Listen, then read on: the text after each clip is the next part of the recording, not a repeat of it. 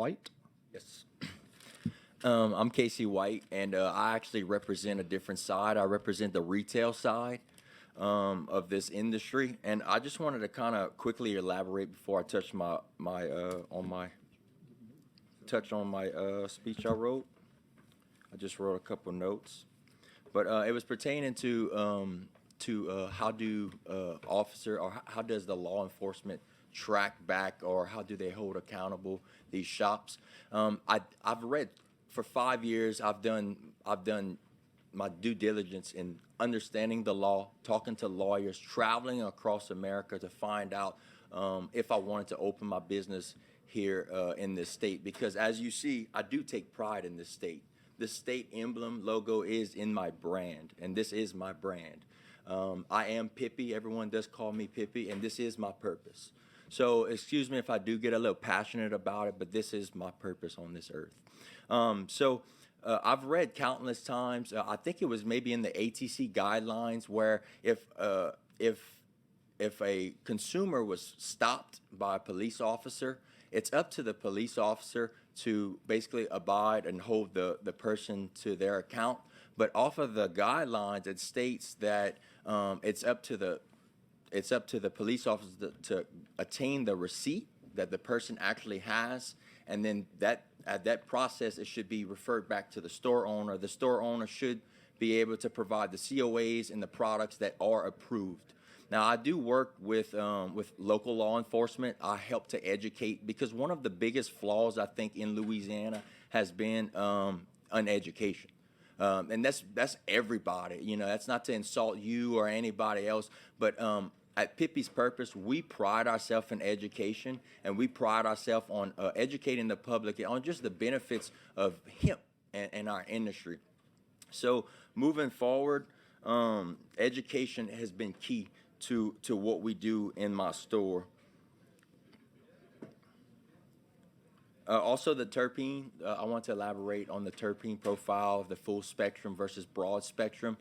So when you have a full spectrum product, it means that it does have THC, but that's the plant in its original self. And that means that the person can benefit from the full potential of what the plant offers. So these terpenes is actually what determines, say, a strain in certain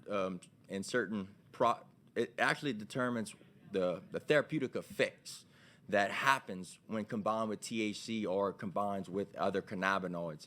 So whenever you extract CBD away from the plant, you do have minimal effect for the person to basically reap the full benefits of what they should. So the terpenes is just like essential oils, like your wife uses or these ladies use. Essential oils are derivatives of terpenes, and terpenes have direct effects towards therapeutic effects on the person, especially in there. I just want to kind of elaborate so you guys can kind of understand it a little bit.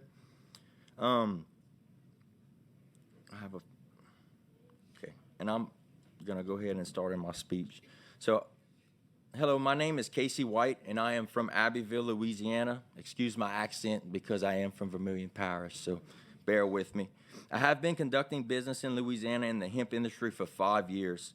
In the 5 years we have been open, we have been lucky enough to expand into the Lafayette market, adding another store to my business, in which I have now 2 stores. When first opening Pippi's Purpose back in 2019, the hemp industry was regulated very little to none. I've spent countless hours studying federal and Louisiana hemp law. At Pippi's, we pride ourselves in conducting legal business, and we follow the law and guidelines to a T. I've also spent my life savings to open these stores to be able to provide quality products in a valued setting for a customer, and that's key. And as the lady spoke, there are shops out there that are conducting wrong business.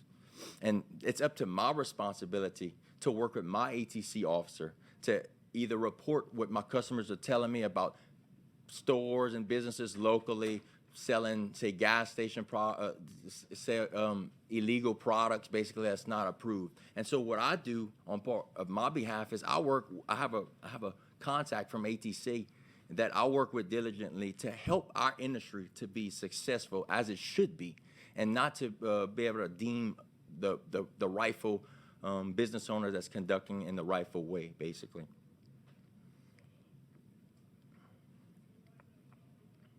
I've also spent my life savings to open these stores to be able to provide quality products and a value setting for the customer. Through the years of hemp regulation progressing and through my studies, I have come to find out that we are a state that prides ourselves in health safety. I've watched our industry create obstacles for store and shop owners like myself each year pertaining to the safety and well-being of the customer.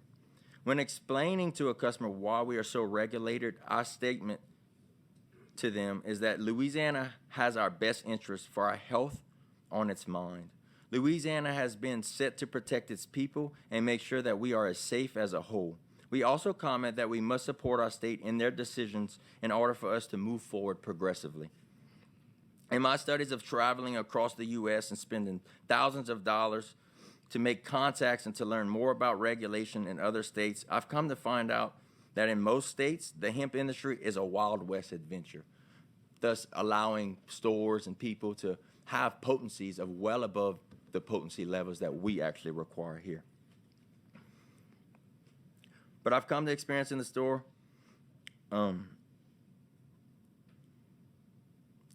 But what I've come to experience in this state is that we are well regulated and none of the strictest states to conduct business in the United States, and I have been supportive in everything passed until today. Most legal states that allow for hemp to be sold actually have little to no regulation at all. The unregulated industry in these states open up for many products to be produced in order for people to experience a high. These states allow for THC potencies to exceed way past the limits in which the state of Louisiana allows.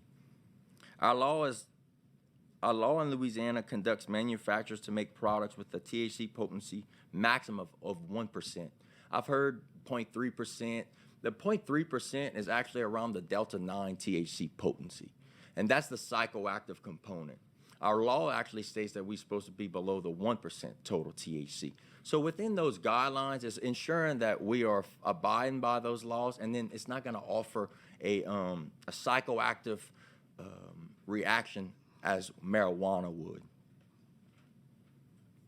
The threshold of 1% is minimal level of THC products, and this potency is barely enough for a customer to experience the entourage effect when other states allows products to stand up to 90% total THC and so forth.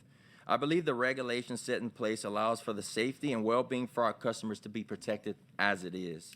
If this new bill passes, this would destroy our industry, our customer bases, and also millions of dollars in tax revenue that our state provides, that we provide to our state. And that's, I'm educated in cannabis. I've spent my life trying to abide by these laws. I have, my father's a businessman. I had family members telling me not to get into this industry when I first opened up 5 years ago, but I come from a different side. I come from the addiction side. 7 years ago, I was in a complete different room from that we're standing right now. And it all was due to the pharmaceuticals that was presented to me when I was 15 years old. And I led a life of bad mistakes and choices. And fortunately, I've never had anything to condemn me from doing business in Louisiana as I stand. I really appreciate you guys having me here today, and I really hope you would consider and not passing this bill due to the fact that we do have regulations set in place that I think can possibly, as everyone states, maybe just enhance a little bit better.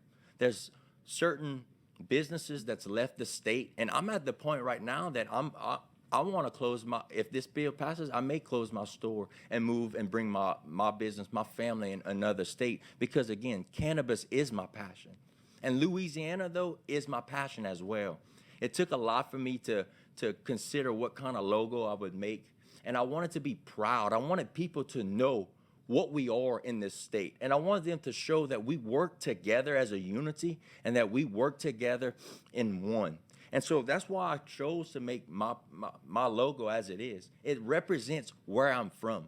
It represents the pride I have in this state, and it represents me wanting to conduct business and publicize the progression that we have come thus far with.